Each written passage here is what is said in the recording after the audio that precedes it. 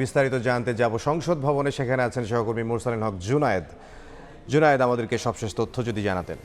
জমজমাট যে সংসদের জন্য অপেক্ষা, আগামীকাল বৃহস্পতিবার সকাল 11টায় জাতীয় সংসদ ভবনে ত্রয়োদশ জাতীয় সংসদের যে অধিবেশনটি শুরু হতে যাচ্ছে, সেই অধিবেশনে কিন্তু গুরুত্বপূর্ণ একটি ভূমিকায় এবার দেখা যাওয়ার প্রবল সম্ভাবনা রয়েছে বিরোধী জোটের, অর্থাৎ জামায়াত এনসিপির যে 11 দলের যে জোটটি রয়েছে বিরোধী দলে, তারা বসবেন আগামীকাল সংসদে। এবং এই সংসদটি শুরু হওয়ার আগে থেকেই, অর্থাৎ সংসদ সদস্যদের যে শপথ অনুষ্ঠিত হয়েছে তারপর থেকেই যে সংসদ অধিবেশন শুরুর প্রক্রিয়া, নানাবিধ যে কার্যক্রম, সকল কিছুকে নিয়ে কিন্তু বিরোধী জোটের পক্ষ থেকে প্রবল বিরোধিতার একটি জায়গা উপস্থিত হয়েছে, যার একটি অন্যতম বিষয় হচ্ছে যে সংবিধান সংস্কার পরিষদের যে বৈঠক, তাদের যে শপথ, তাদের যে কার্যক্রমগুলো সেটি এগিয়ে নিয়ে যাওয়ার বিষয়ে।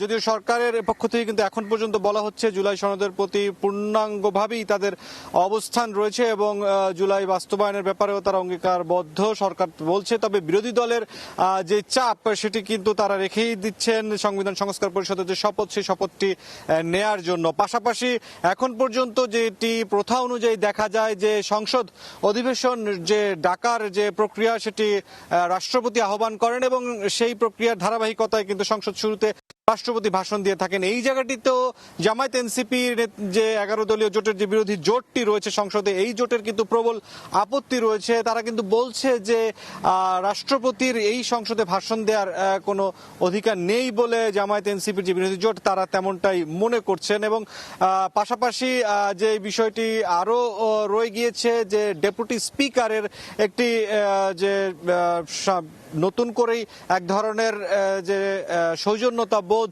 সেই জায়গাটি থেকে কিন্তু সংসদীয় সৌজন্যতা, শিষ্টাচারের সেই জায়গাটি থেকে সরকারি দল অর্থাৎ বিএনপির পক্ষ থেকে কিন্তু বিরোধী দলের কাছে আহ্বান জানানো হয়েছে এবং সেই আহ্বানের প্রেক্ষিতে জামায়াত এনসিপির 11 দলীয় জোটের যে বিরোধী পক্ষ তারা কিন্তু ডেপুটি স্পিকারের বিষয়ে এক ধরনের সিদ্ধান্তের কথা বলছেন।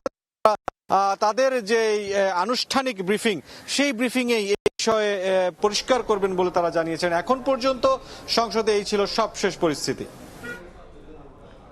জাতীয় সংসদ ভবন থেকে যোগ দিয়েছিলেন সহকর্মী মুরসালিন হক জুনায়েদ।